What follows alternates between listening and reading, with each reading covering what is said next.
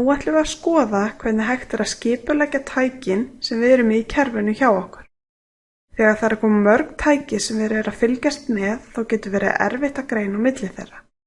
Það oft þægilegt að búa til minni hópa til að greiða úr flækjunni.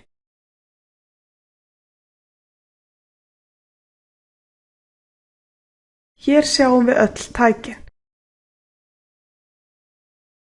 Bætum nú við áskriftirnar sem við höfum. Byrjum á því að gefa áskriftinni nafn og þá sjáum við hún birtist í þessum lista.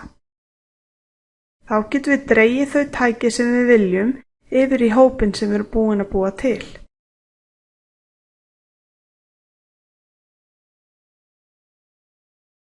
Búum svo til nýja áskrift alveg eins og við gerðum áðan en setjum önnur tæki í nýja áskriftina.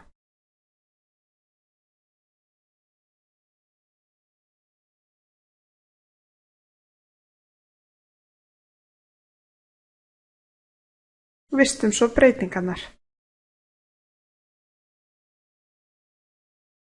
Byrjum á að skoða tækin sem í hópur 1.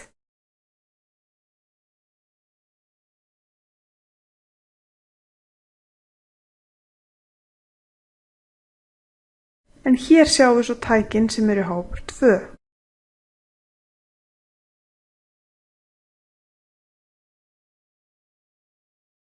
Einnig getum við valið að fá sér báðar áskriftirnar í einu. Sjáum svo fleira gagnlegt í næsta myndbandi. Takk fyrir.